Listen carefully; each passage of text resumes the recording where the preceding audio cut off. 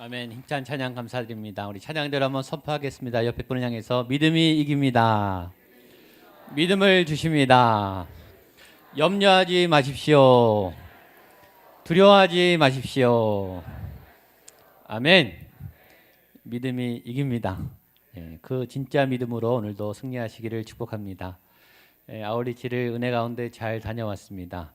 정말 후방의 기도가 얼마나 중요한지 현장에서 지금 우리 교우님들이 기도하고 있다 이게 막 느껴질 만큼 어려운 고비 때마다 하나님께서 위기를 잘 넘겨주셨고요. 저희가 첫 베트남 아울리치를 제가 생각한 것보다 많은 열매를 맺게 됐습니다. 자세한 보고는 6월 14일 날 하겠지만 그래도 궁금해하실 것 같아서 짧은 영상 사진 스크랩 모임을 잠깐 했습니다. 한 2분 정도 보실 텐데요. 잠깐 보시고 살짝 보고 드리겠습니다.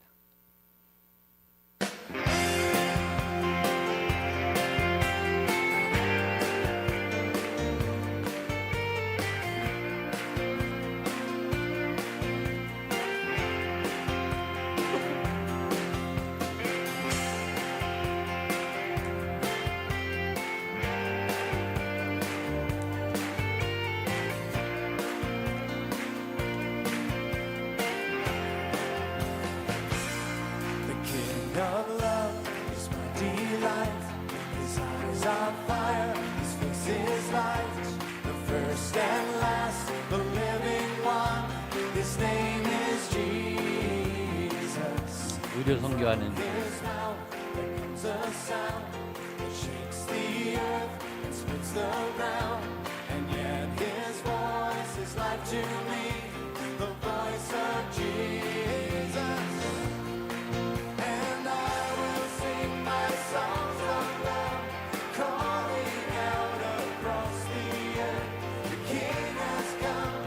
년 동안 손하고 다리가 구부러진 분입니다. 저 다리가 이렇게 펴졌습니다.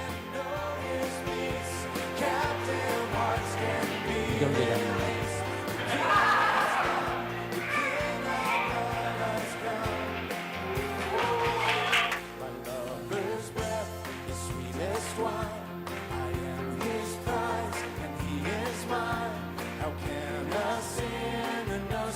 어린이 사역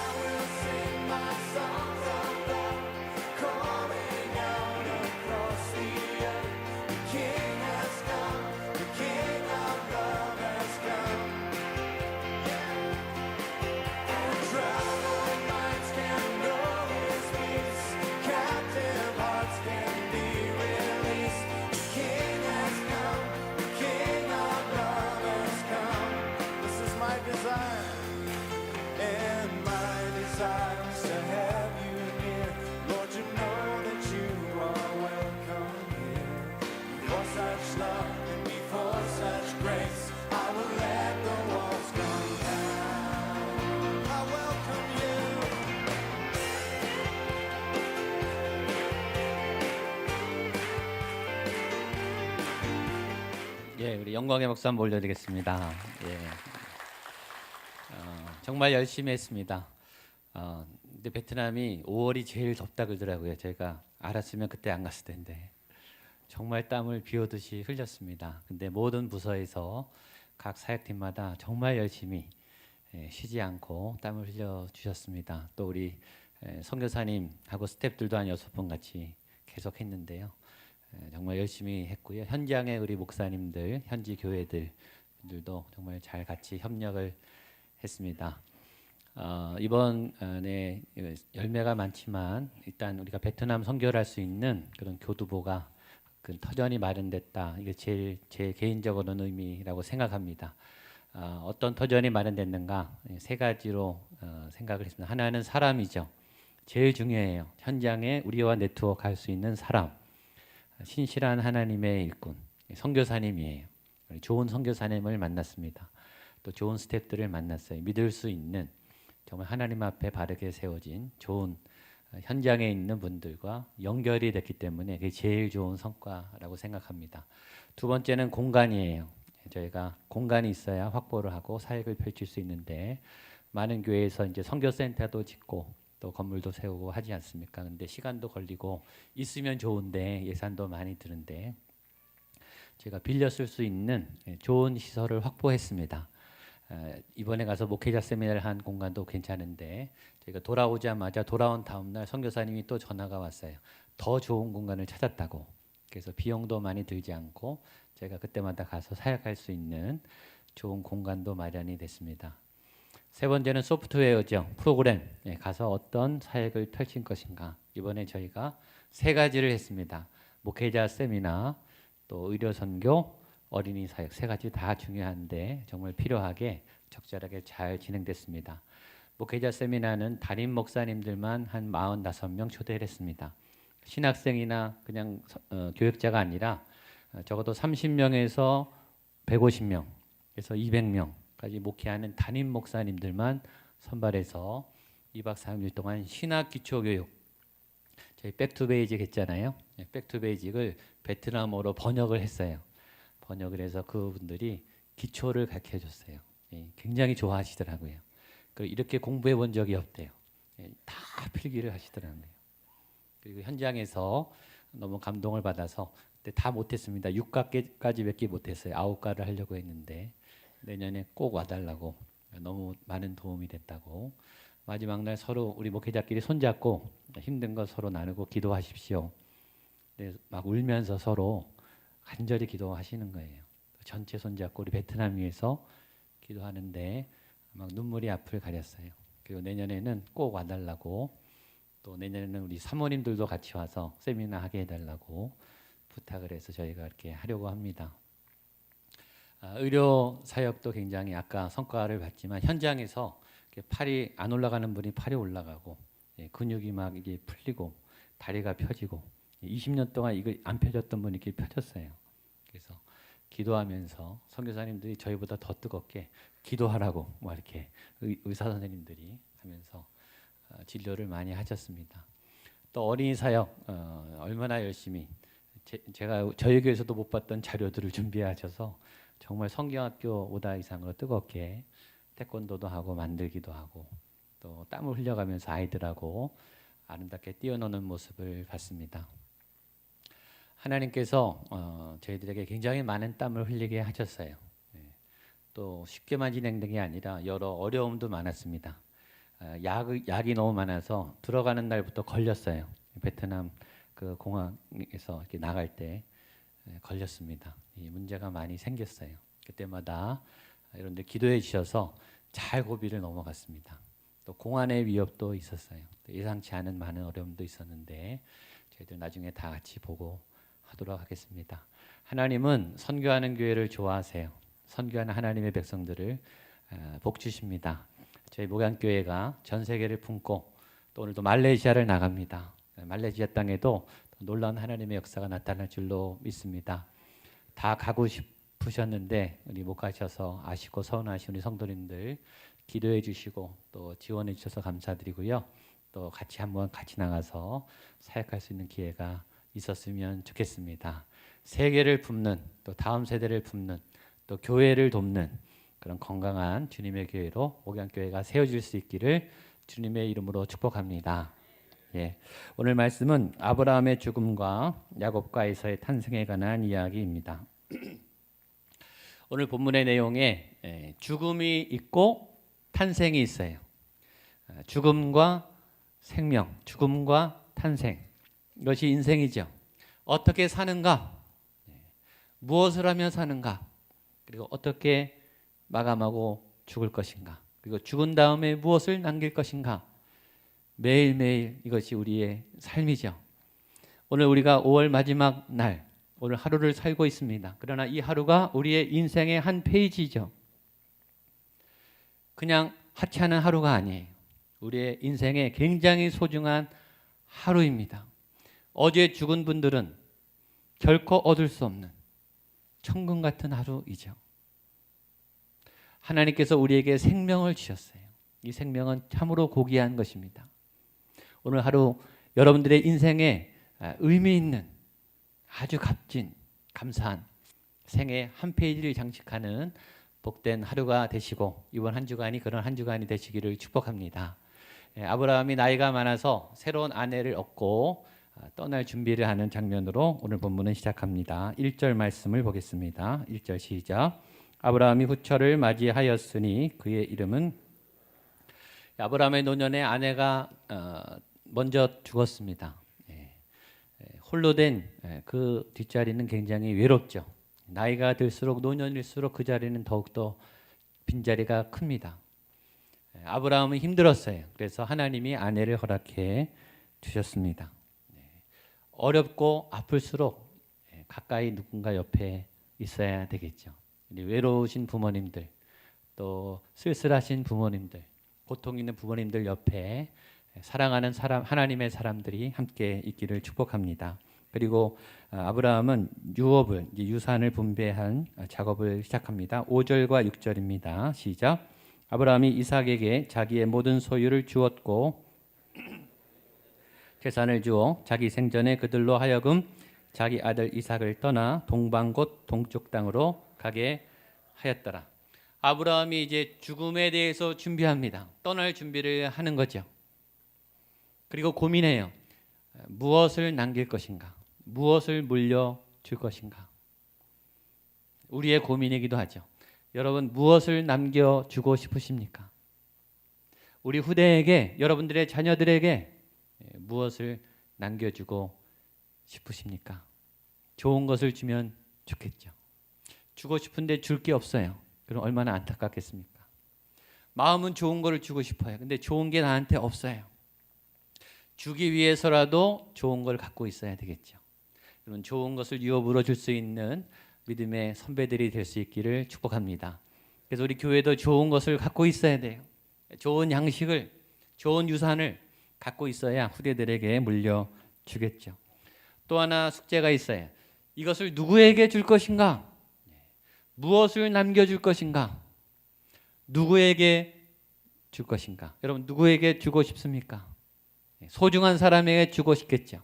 내 뒤를 이을, 내 생명의 연장선이 될, 내가 가장 아끼는, 내가 사랑하는 소중한 사람에게 남겨주고 싶겠죠. 아브라함 역시 이삭에게 남겨주었습니다. 그리고 남은 서자들, 그들아가 낳은 다른 아이들에게도 남겨주었습니다. 근데 오늘 보면은 아브라함이 아주 독특하게 이상한 지혜로운 방법을 쓴다는 것을 알 수 있습니다. 6절을 제가 한번 읽어볼게요. 자기 서자들에게도 재산을 주어 자기 생전에 그들로 하여금 자기 아들 이삭을 떠나 동방 곧 동쪽 땅으로 가게 하였더라. 먼저 아브라함은 이삭에게 모든 재산을 주었다 그랬습니다. 그리고 남은 재산, 나머지 재산에 대해서 다른 아들들에게 주었는데 조건이 있었어요. 재산을 받으려면 이삭으로부터 멀리 떠나야 되는 거예요. 동쪽 끝으로 가라고, 동쪽으로 멀리 떠나라. 왜 아브라함이 이런 조치를 취했을지 우리는 가늠이 가요. 이삭은 약속의 아들이에요. 믿음의 아들이에요. 하나님의 유업을 이루어야 될 하나님의 계획이 있는 아들이에요. 물론 다른 아들도 그렇겠죠. 그러나 하나님은 이삭에게 복을 주시길 원했어요. 믿음의 후손을 이어가기를 원했어요. 아브라함은 그 약속을 이루어야 했습니다. 그래서 이삭을 위해서 조치를 한 거죠. 싸우지 말라고, 다투지 말라고. 아버지가 있을 때는 모르죠. 그러나 아버지가 떠나면 형제들이 싸울 수 있죠. 특별히 이스마엘이 있지 않습니까? 이스마엘이 있어요. 더 나이가 많은, 강한, 싸움을 잘하는 호전적인 아들이 있어요. 안심할 수가 없어요. 그래서 아브라함이 제사를 나눠주되 다 떠나게 만듭니다. 여기서 우리가 마지막 준비를 할 때 중요한 교훈을 하나 배웁니다. 내가 떠난다고 끝이 아니라는 거예요. 내가 떠난 다음에 우리 자녀들의 삶이 이어지기 때문에 그 삶을 준비해야 하는 것이죠. 사실 내 인생을 열심히 사는 것도 중요한 거예요. 그것도 쉽지 않아요. 내게 주어진 임기까지, 내게 주어진 연한까지, 내게 주어진 그 생명의 그날까지 최선을 다해서 끝까지 사는 일도 쉽지 않죠. 바울의 고백처럼 내가 달려갈 길을 다 마쳤다. 그리고 나는 믿음을 지켰다. 잘한 거예요. 그것만도 쉽지 않아요. 중간에 하차하는 사람들, 중간에 무너지는 사람들, 중간에 변질되는 사람들, 중간에 포기하는 사람들이 얼마나 많습니까? 끝까지 가는 것도 쉽지 않아요. 이것도 은혜예요. 근데 오늘 성경은 우리에게 얘기합니다. 그 끝이 아니다. 내가 떠난 이후에, 우리가 떠난 이후에, 우리의 죽음 이후에 우리 자녀들의 세대도 준비해 놓고 가야 된다라는 거죠. 싸우지 않도록, 다치지 않도록, 분열되지 않도록 아브라함은 할 수 있는 조치를 취했어요. 다 흩었습니다. 싸움의 여지를 다 말렸어요. 또 하나의 교훈을 배웁니다. 그 준비는 떠나기 전에 해야 된다는 거죠. 떠날 즈음에는 힘들어요. 떠난 다음에는 더더욱 불가능해요. 떠나기 전에 떠날 준비를 잘 해야 된다는 것. 그 시기를 놓치면 준비할 수 없다는 것. 잘 준비했습니다. 7절, 8절, 9절입니다. 시작. 아브라함의 향년이 175세라. 그의 나이가 높고 늙어서 기운이 다하여 죽어 자기 열조에게로 돌아가매 이삭과 이스마엘이 그를 마므레 앞 헷 족속 소알의 아들 에브론의 밭에 있는 막벨라 굴에 장사하였으니. 그리고 아브라함은 죽었어요. 이 아브라함의 죽음이 저는 너무 부러워요. 어떤 죽음인가? 다 이룬 죽음이에요.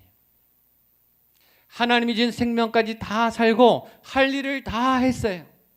이삭을 낳고 약속을 이루고 그리고 이삭에 대한 조치까지 다 했어요.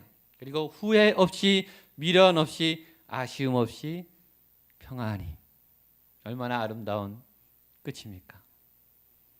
억울한 죽음, 한이 맺힌 죽음, 아쉬움이 많은 죽음, 한이 많은 죽음이 얼마나 많습니까? 아브라함은 다 이루었어요. 다 했어요. 마지막까지 성실했어요. 마지막까지 책임을 다 했어요. 그러나 변함없는 진리는 죽는다는 것이죠. 아브라함도 죽었습니다. 그리고 죽기 전에 늙었습니다. 나이가 많아졌어요. 성경은 이렇게 표현합니다. 그의 나이가 높고 늙어서 기운이 다하여 죽어. 이렇게 되어 있습니다. 나이가 많아졌어요. 기운이 빠졌어요. 그리고 죽게 됐어요. 이것이 우리가 가야 할 길입니다. 나이가 많아지시면 기운이 빠져요. 그리고 죽음이 가까워 옵니다. 전에 80대 되신 어르신들하고 강의를 한번 한 적이 있어요. 그때 제가 궁금해서 한번 물어봤습니다. 만약에 기적이 일어나서 젊어지신다면 몇십 대 세대로 돌아가시면 좋겠습니까? 원하시는 세대를 한번 써보세요. 저는 20대, 30대가 제일 많이 나올 줄 알았어요. 놀랍게 60대로 돌아가면 좋겠다. 이게 제일 많이 나왔어요. 참 이상해요. 참 소박하신 것 같아요. 물론 30대 쓴 분도 있었습니다. 그런데 이상하더라고요. 내가 60만 돼도 소원이 없겠다. 60이면 청년이지 막 그러시더라고요. 80대는 그렇게 힘드신가 봐요. 60만 돼도 좋겠다. 그만큼 노년은 고통스러운 거죠. 그만큼 하루하루가 힘겨우신 것 같습니다. 그리고 자기 열정으로 돌아갔습니다. 오늘 성경은 이 죽었다라는 표현과 함께 돌아갔다라는 표현을 씁니다. 8절에 있죠. 그의 나이가 높고 늙어서 기운이 다하여 죽어 자기 열정으로 돌아가매. 이건 일반 사람들도 표현하죠. 돌아가셨습니다. 죽은 사람에 대하여, 고인에 대하여 돌아갔다라는 말을 쓰는 것은 참 이상해요. 어디로 돌아갔을까요? 흙으로 돌아갔을까요? 아니에요. 어디로 돌아간 거죠? 왔던 그 자리로 가는 거예요. 하나님께로부터 왔기 때문에 모든 생명은 하나님께로부터 왔어요. 그리고 하나님의 품 안으로 다시 돌아갔더라. 천국으로 갔더라. 근데 여러분, 올 때는 다 같이 오는데 다 돌아갈 수 있는 건 아니에요. 하나님께로 돌아갈 수 있는 사람은 예수 그리스도의 영이 있는 사람, 십자가의 능력이 있는 사람, 부활의 영이 있는 사람, 죽음의 능력을 이길 수 있는, 죄와 사망의 권세를 이길 수 있는 부활의 생명이 있는 사람만 돌아가는 줄로 믿습니다. 이 생명력이 오늘 모든 성도님들에게 그 영 안에 생명 안에 있게 되기를 축복합니다. 그래서 부활이에요. 죽어도 살아나는, 죽어도 돌아갈 수 있는, 아브라함은 부활했다는 뜻입니다. 그리고 묻혔어요. 10절 11절입니다. 시작.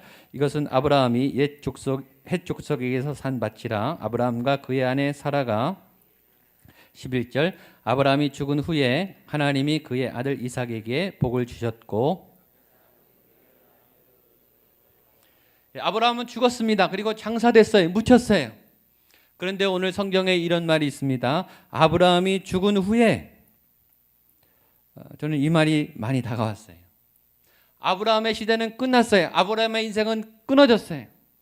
그의 개인의 삶은 끝났지만 죽은 후에 나는 죽으나 나는 떠나나 하나님은 계속하시죠. 나는 내 인생이 이 땅에서 마감한 거예요. 그러나 그 다음 이삭이 일어납니다. 그의 아들 이삭에게 복을 주셨고, 나의 바톤이 나의 아들에게, 나의 딸에게 이어지는 거예요. 나는 퇴장해요. 그러나 우리 아들들은 다시 등장하죠. 하나님의 역사는 계속돼요. 여러분, 그래서 우리가 잘 살아야 하는 이유는 여기 있어요. 우리에게 임했던 이 복이 이삭에게, 아들에게, 딸에게 흘러가기 때문이에요. 여러분, 아까 말했지만 남길 게 남겨지죠. 갖고 있는 게 남겨져요. 우리 지금 열왕기 상하, 우리 평일날 새벽기도의 큐티에 열왕기 상하를 보고 있어요. 악한 왕들의 자녀들은 여지없이 악해요. 악이 전염이 돼요. 영향력이, 상처가 상처를 일으켜요. 죄가 죄를 낳아요. 죄악된 부모, 우상 숭배한 부모의 자녀는 우상 숭배를 해요. 여지없이 닮아요. 그게 전해지는 거예요. 하나님을 잘 믿어요. 그게 전해져요. 하나님께 복을 받아요. 그게 전해져요. 하나님의 능력으로 세상을 이겨요. 그게 이어져요. 여러분, 그런 아름다운 복을 유업으로 남겨주실 수 있는 믿음의 선배님들이 될 수 있기를 축복합니다. 그리고 그 가정에 하나님께서 생명을 허락해 주십니다. 21절 말씀 보겠습니다. 시작.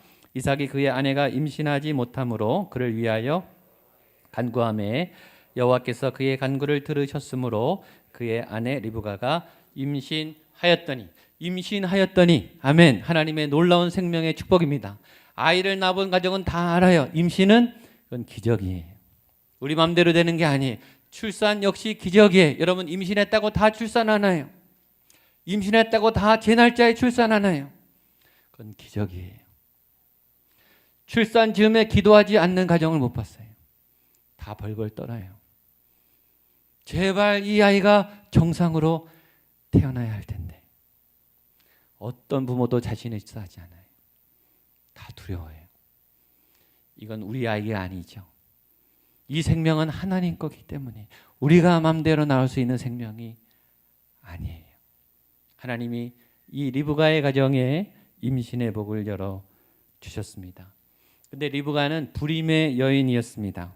여기 보면 그의 아내가 임신하지 못하였으므로, 이삭이 그의 아내가 임신하지 못하였으므로 그를 위하여 여호와께 간구하며 여호와께서 그의 간구를 들으셨으므로.